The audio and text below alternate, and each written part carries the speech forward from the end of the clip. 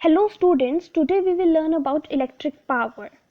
So, today we will discuss about what is power, its unit, its formulas, is it a scalar or a vector quantity? So, power is defined as rate of doing work. कितना काम करने में हमें कितना time लगता है हम उसको पावर बोलते हैं. So, rate of doing work is called as power. जहाँ पर भी हम रेट की बात करते हैं वहाँ पर हम विद रिस्पेक्ट टू टाइम की बात कर रहे हैं. तो कितना काम करने में हमें कितना टाइम लग रहा है उसको हम पावर बोलते हैं. So power is equal to work done upon time taken. Work और टाइम दोनों ही स्केलर क्वांटिटीज हैं, मतलब दोनों ही क्वांटिटीज डायरेक्शन पे डिपेंड नहीं करती हैं. तो पावर भी एक स्केलर क्वांटिटी है. सो अब हम पावर की यूनिट की बात करेंगे. पावर की यूनिट होती है वॉट.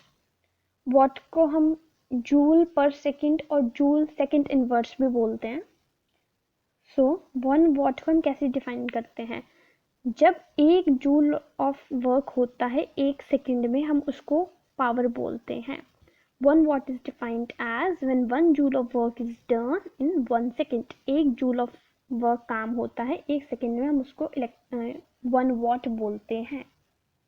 इसकी जो बाकी की यूनिट्स हैं वो है kilowatt. 1 kilowatt is equal to 1000 watt. जो 1 किलोवाट होता है वो 1000 वॉट के बराबर होता है, मतलब 3 किलोवाट मतलब 3000 watt. And 5 kilowatt is equal to 5000 watt. तो ये इसकी सेकंड यूनिट है किलोवाट. वॉट बहुत ही छोटी यूनिट होती है और किलोवाट थोड़ी बड़ी यूनिट होती है, इसलिए कमर्शियली किलोवाट ज़्यादा यूज होती है एज कम्पेयर टू वॉट. सो जब हम कोई काम करते हैं तो उतनी ही एनर्जी उस काम को करने के लिए कंज्यूम होती है, और जितनी एनर्जी कंज्यूम होती है फिर उतना ही इलेक्ट्रिक पावर होता है. तो इलेक्ट्रिक पावर को हम ऐसे भी डिफाइन करते हैं, rate at which electric energy is consume. कितने टाइम पर कितनी एनर्जी कंज्यूम हो रही है उतना उसको हम इलेक्ट्रिक पावर बोलते हैं. तो electric power is also defined as electrical energy consumed per second. कितनी एनर्जी कंज्यूम हो रही है 1 सेकेंड पे उसको हम इलेक्ट्रिक पावर बोलते हैं.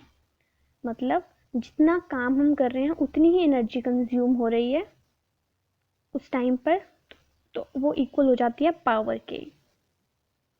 यहाँ से हमारे पास इलेक्ट्रिक पावर की एक और डिफाइन आ जाती है जो होती है it is the electrical energy consumed per second. तो हम अभी इसके और फार्मूलाज डिस्कस करेंगे. तो हमें जो बेसिक फार्मूला है वर्क डन का वो हमें पावर का वो हमें पता है, work done upon time W upon T. इसको हमने इक्वेशन नंबर 1 पुट कर दिया है. अब जो सेकेंड चीज़ हमें पता है वो है, हमें पता है पोटेंशियल डिफरेंस जो होता है वो work done upon quantity of charge to move. कितना काम होता है एक चार्ज को एक पॉइंट से दूसरे पॉइंट पर लाने को पोटेंशियल डिफरेंस बोलते हैं. तो पोटेंशियल डिफरेंस हो गया V upon work done upon charge. तो यहाँ से हमें वर्क डन की वैल्यू आ गई W is equal to V upon Q. इसको हम इक्वेशन नंबर 1 में पुट कर देंगे. तो हमारे पास पावर की जगह power is equal to work की जगह हमने VQ डाल दिया और नीचे टाइम आ गया. Q upon T is equal to I electric current. हमें पता ही है charge per time is equal to electric current. Electric current की डिफाइन ही ये होती है चार्ज अपॉन टाइम. तो इससे हमें जब हम Q अपॉन T में I पुट कर देंगे तो हमारे पास फॉर्मूला आ जाएगा P is equal to VI. So ये हमारा हमने फर्स्ट फॉर्मूला डिराइव कर लिया है. जब किसी ये सब फॉर्मूलाज हम इसलिए डिराइव कर रहे हैं ताकि हम न्यूमेरिकल्स सॉल्व कर सकें. तो अब हम सेकंड फार्मूला डिराइव करेंगे. तो हमें पता है ओम्स लॉ से V is equal to IR, और जो अभी हमने फार्मूला डिराइव किया है P is equal to VI. यहाँ पर हम V की वैल्यू पुट करेंगे जो है हमारे पास IR.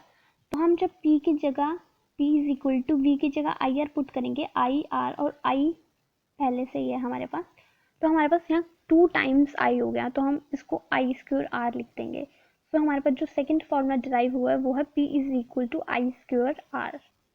ये हमारा एक नया फार्मूला हमने डिराइव किया है, ये सब फार्मूलाज हम न्यूमेरिकल्स यूज़ करने के लिए न्यूमेरिकल सॉल्व करने के लिए यूज़ करेंगे।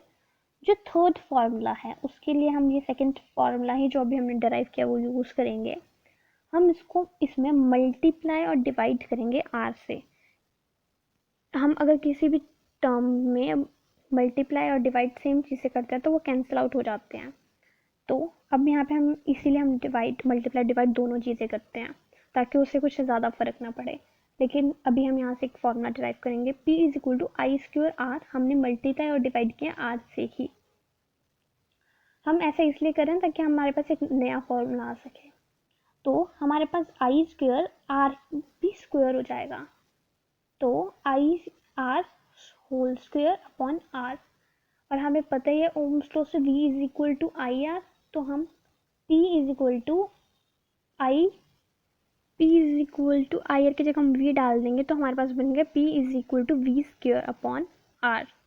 तो अब हमारे पास पावर के 4 फॉर्मूलाज हो चुके हैं। जो फर्स्ट वन था power is equal to work done upon time, second is power is equal to V I, third is P is equal to I square R, and fourth is P is equal to V square by R।